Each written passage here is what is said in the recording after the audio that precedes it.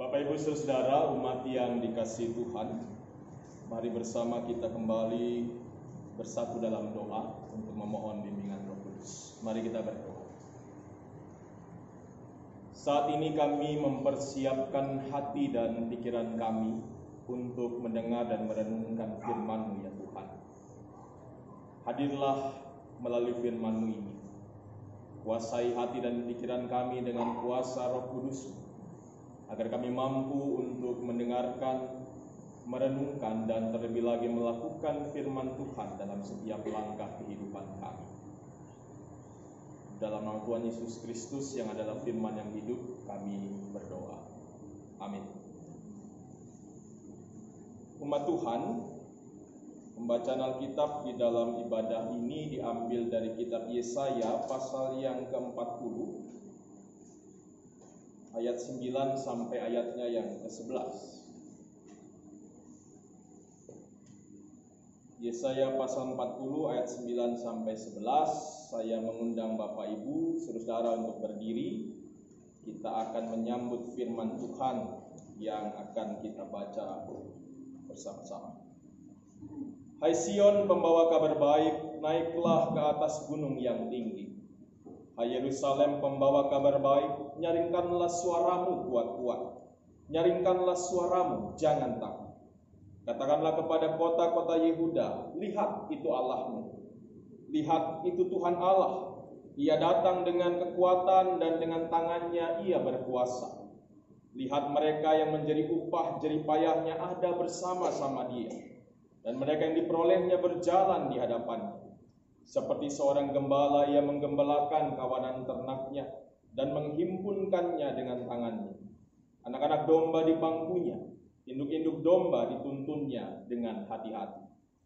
Demikianlah pembacaan Alkitab. Yang berbahagia adalah setiap kita yang memelihara firman Tuhan dalam setiap langkah hidup kita. Terpujilah Yesus Kristus. Haleluya. Haleluya. Haleluya.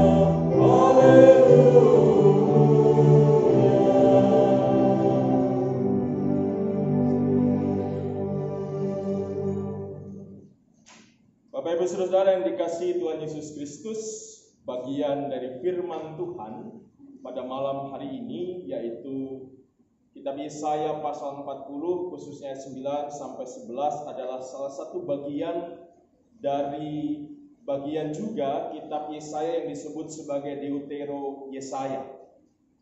Masa di mana orang-orang Israel pada saat itu ada dalam kondisi mereka ada dalam pembuangan. Nah, bicara tentang kondisi bangsa Israel dalam pembuangan, tentunya kondisi itu bukan kondisi yang menyenangkan tentunya. Orang Israel dalam pembuangan itu tidak hidup senang. Orang Israel dalam kondisi mereka di dalam pembuangan itu tidak hidup bahagia. Alkitab mencatat bagaimana gambaran ketidaksenangan itu dicatat juga dalam Alkitab. Kita lihat di dalam dalam kitab Mazmur pasal 137. Mari kita buka Alkitab kita. Mazmur 137 itu menggambarkan bagaimana kehidupan bangsa Israel dalam pembuangan. Bagaimana perasaan mereka dalam pembuangan. Kita lihat bersama-sama. Di dalam ayat yang pertama dikatakan, di tepi sungai-sungai Babel, di sanalah kita duduk sambil menangis. Jadi bayangin ya, mereka duduk-duduk bukan duduk-duduk senang, bukan duduk-duduk mau ngopi bareng begitu ya, bukan duduk-duduk untuk ngobrol senang-senang, tetapi mereka duduk bersama-sama sambil menangis. Artinya ada kesedihan yang mereka rasakan, ada duka cita yang mereka rasakan saat mereka ada di tepi-tepi sungai Babel yang digambarkan di situ.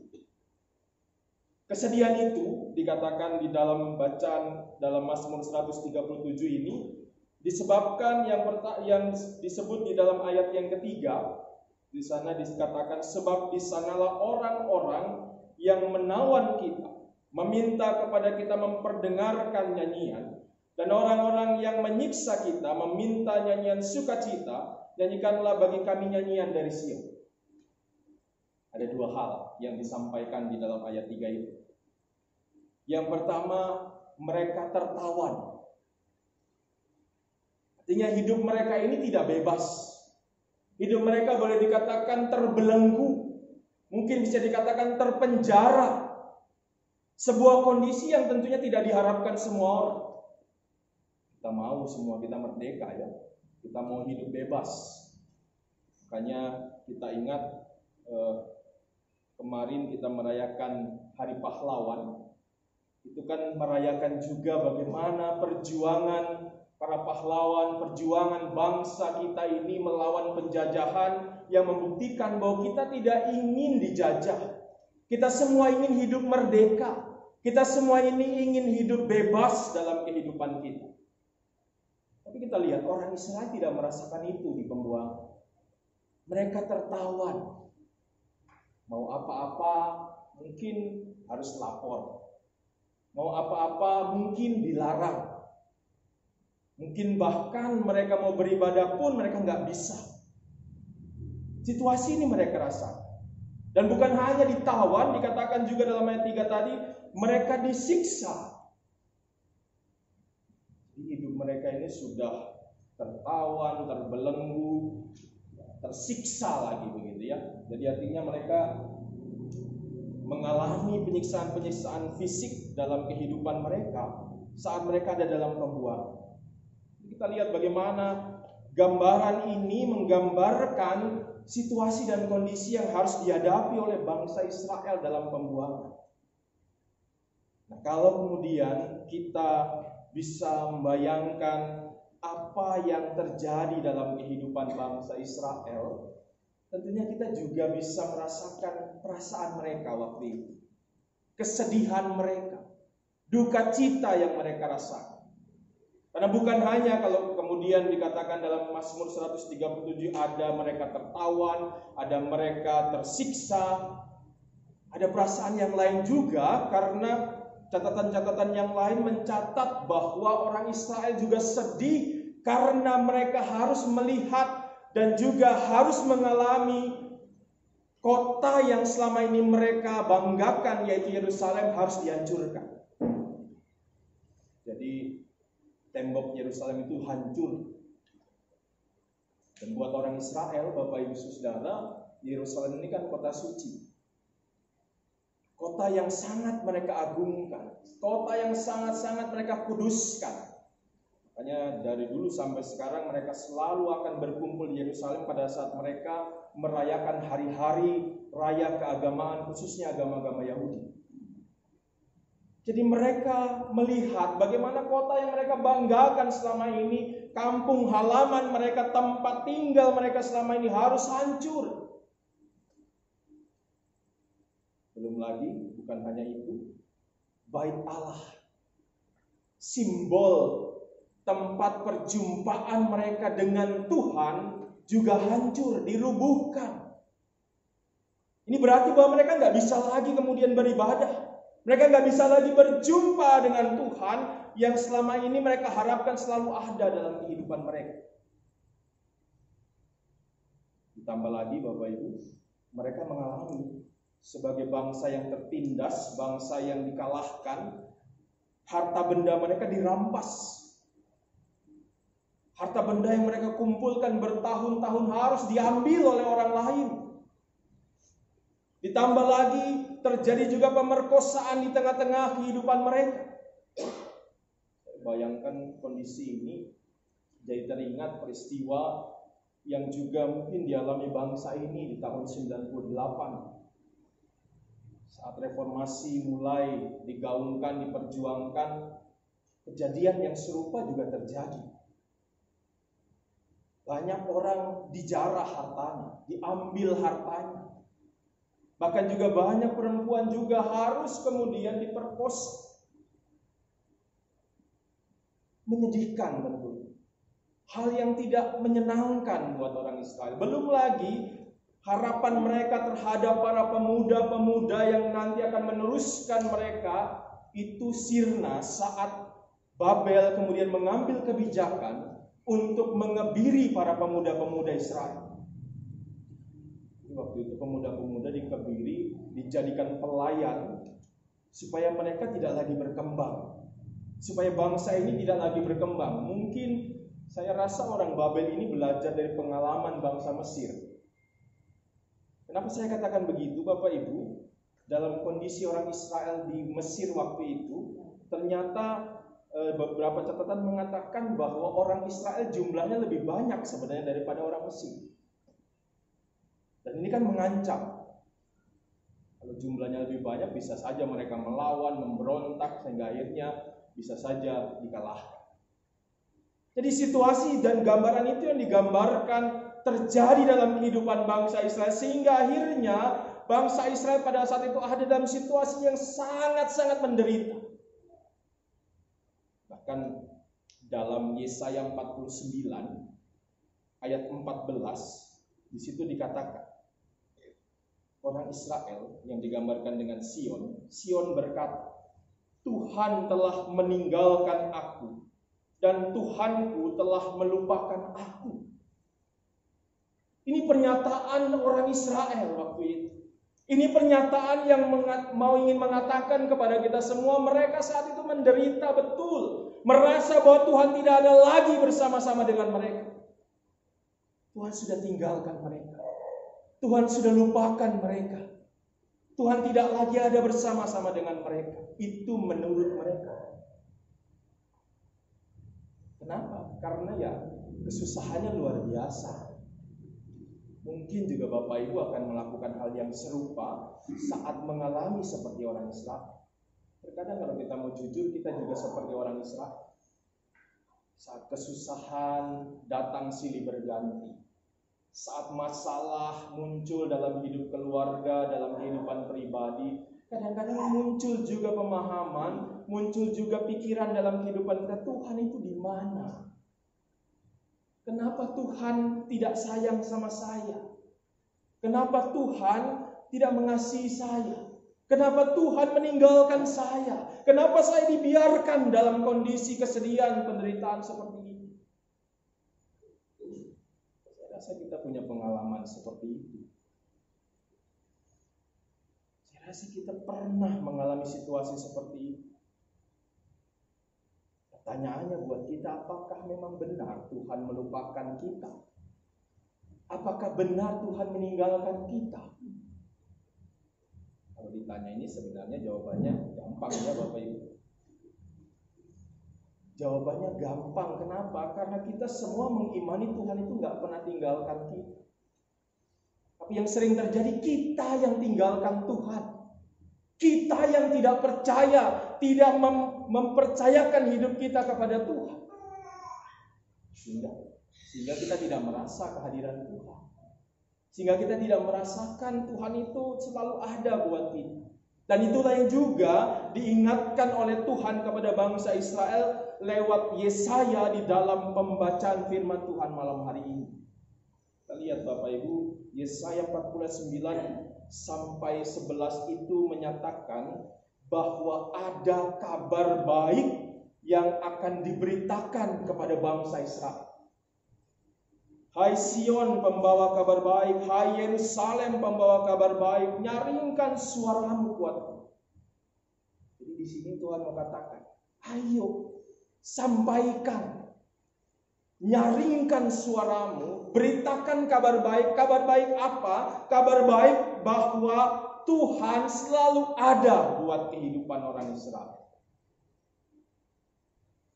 Lihat, ada kabar baik yang digambarkan di dalam ayat 9, kalimat terakhir. Lihat, itu Allahmu. Jadi kabar ini yang mau disampaikan sama orang Israel. Ini orang Israel lagi menderita, lagi sedih, lagi menangis. Ada yang datang. Lihat, itu Allahmu. Jadi kalau ada orang, ya kalau kita mengalami seperti itu gimana rasanya? Waktu sedih, waktu menderita, waktu bergumul, tiba-tiba ada orang datang. Lihat, itu Allah. Artinya sebuah pernyataan bahwa Tuhan itu tetap ada. Tuhan itu selalu ada dalam kehidupan kita. Ini Ini menjadi sebuah jawaban dari pertanyaan tadi. Tuhan gak pernah tinggalkan kita. Tuhan gak pernah lupakan kita. Tuhan selalu ada bersama-sama dengan kita dalam situasi dan kondisi apa. Bukan hanya Tuhan ada, dikatakan juga di sini Tuhan hadir dengan kekuatannya dan kuasanya. Itu ayat 10 mengatakan demikian. Lihat itu Tuhan Allah, Ia datang dengan kekuatan dan dengan tangannya Ia berkuasa. Jadi artinya apa buat kita? Buat orang Israel. Artinya adalah bahwa Tuhan bisa membebaskan mereka. Tuhan bisa mengalahkan Babel. Tuhan punya kekuatan, punya kuasa jauh melebihi siapapun dan apapun di dunia ini. Itu pesan buat orang Israel. Tuhan hadir. Tuhan selalu ada dengan kuasa, dengan kekuatannya. Dan yang ketiga, Tuhan juga hadir digambarkan sebagai sosok seorang gembala. Jadi Tuhan menyatakan kuasanya, kekuatannya, tapi juga bagi orang Israel, Tuhan itu adalah gembala. Apa yang dilakukan Tuhan? Yang pertama dikatakan di ayat 11, Tuhan menghimpunkan orang Israel. Tuhan kumpulkan semua. Menghimpunkan kan mengumpulkan. Kita tahu ya, orang Israel itu kan sempat kerajaannya terpecah. Jadi Israel utara dan selatan, Samaria dan Yehuda. Tuhan kumpulkan mereka lagi. Tuhan satukan mereka lagi. Kemudian juga Tuhan dikatakan anak-anak domba di pangkunya. Artinya Tuhan memberikan sebuah, ya mungkin dikatakan perlakuan yang khusus bagi umat Tuhan. Buat anak-anak, buat mereka yang mungkin saat itu sedang mengalami kesusahan, Tuhan akan memangkunya. Tuhan akan senantiasa menghiburkannya. Dan yang ketiga, Tuhan juga akan menuntun orang Israel. Jadi ini gambaran yang mengingatkan bangsa Israel di tengah-tengah duka cita, di tengah-tengah kesedihan, di tengah-tengah kesusahan yang mereka alami, Tuhan selalu ada. Tuhan yang berkuasa, Tuhan yang kuat, Tuhan yang hebat, Tuhan yang selalu akan jadi gembala buat umatnya, itu akan terus ada buat orang Israel. Bapak Ibu Saudara, belajar dari pesan Tuhan buat orang Israel ini, tentunya kita juga mengimani sebagai umat Tuhan. Sebagai orang yang percaya kepada Tuhan, kita beriman bahwa hal yang serupa juga terjadi dalam kehidupan kita. Juga akan diberikan Tuhan kepada kita saat ini. Jadi artinya, di tengah-tengah kesusahan kita, di tengah-tengah pergumulan kita, tantangan kita, karena kita tahu situasi dan kondisi saat ini kan membuat kita banyak mengalami kesusahan. Banyak orang harus kehilangan pekerjaan. Jadi kalau yang masih punya kerja ya bersyukurlah begitu ya. Banyak orang yang juga ya mungkin mencari makan saja sudah susah. Banyak orang juga mungkin dalam kehidupannya mengalami persoalan-persoalan dalam keluarga. Banyak orang juga mengalami kesusahan yang membuat dia menderita, membuat dia sedih, berduka cita. Dan pesan Tuhan buat kita semua yang merasakan itu, Tuhan selalu ada buat kita. Tuhan selalu akan menyatakan kekuatannya dan kuasanya yang akan membebaskan kita dari segala persoalan, segala penderitaan yang kita alami di dunia ini. Tuhan hebat, Tuhan kuat, Tuhan mampu mengalahkan apapun dalam kehidupan kita, bahkan kesusahan kita sekalipun. Dan Tuhanlah yang akan terus menyatakan penyertaannya sebagai sosok seorang gembala buat kita. Ia akan terus menuntun kita menjalani hari-hari kita ke depan. Bapak Ibu Saudara, ingatlah pesan Tuhan ini. Dan pesan Tuhan ini juga yang saya rasa diimani oleh keluarga besar Bapak Penatua Nimrod Mone, juga keluarga khususnya buat Ricky dan Lydia. yang bersyukur pada malam hari ini atas berkat-berkat Tuhan dalam kehidupan keluarga. Tadi disampaikan Pak Muni tanggal 3 yang lalu genap berusia 74, betul Pak ya? Lydia tanggal 9, usia berapa Lydia? 39. Belum lagi sukacita juga kehadiran anak terkasih Leora. Ini kan sukacita yang dirasakan keluarga. Sebagai sebuah tanda bahwa keluarga juga mengimani Tuhan selalu ada buat mereka. Mereka bisa bersyukur, mereka bisa bersukacita karena merasakan kasih Tuhan, berkat Tuhan, penyertaan Tuhan, kuasa dan kekuatan Tuhan dalam kehidupan mereka. Dan keluarga juga akan percaya bahwa Tuhan juga akan menuntun langkah kehidupan keluarga selanjutnya. Langkah kehidupan Pak Moni dalam pelayanan, dalam tugas dan tanggung jawab kehidupan sebagai kepala keluarga. Langkah kehidupan Lydia bersama keluarga dalam pekerjaan, juga dalam kehidupan sebagai seorang ibu. Semua akan Tuhan tuntun. Semua akan Tuhan sertai. Yang terpenting adalah buat kita selalu percaya, selalu beriman, tidak pernah meragukan bahwa Tuhan itu ada buat kita semua. Maka sukacita akan terus kita rasakan. Ungkapan syukur akan kita terus berikan kepada Tuhan. Kadang kita susah bersyukur karena kita tidak merasakan kehadiran Tuhan.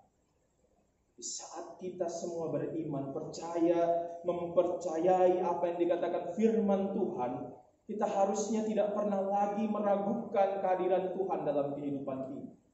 Tidak lagi mengeluh dalam kehidupan kita. Tidak lagi tidak bersyukur atas apa yang kita alami dalam kehidupan kita. Karena apa yang Tuhan nyatakan buat kita jauh lebih besar daripada persoalan dan pergumulan yang harus kita alami dalam kehidupan kita ini. Karena itu mari bersama kita renungkan firman Tuhan malam hari ini. Ialah dengan iman, dengan pengharapan yang sesuai dengan firman Tuhan pada malam hari ini, kita akan menjalani hari-hari kita ke depan. Kita percaya dan terus mempercayakan hidup kita. Karena Tuhan selalu ada dan menjadi gembala yang baik buat kita semua. Tuhan memberkati. Amin.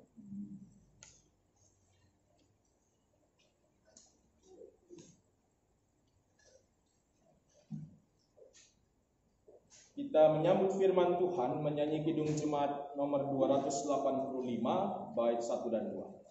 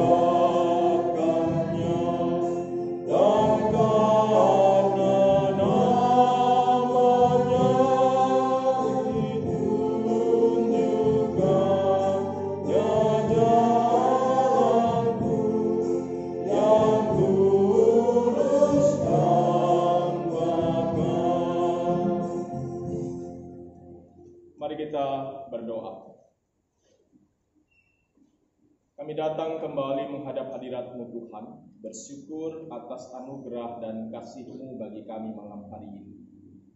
Melalui persekutuan ibadah kami boleh merasakan kasih Tuhan hadir bagi kami semua.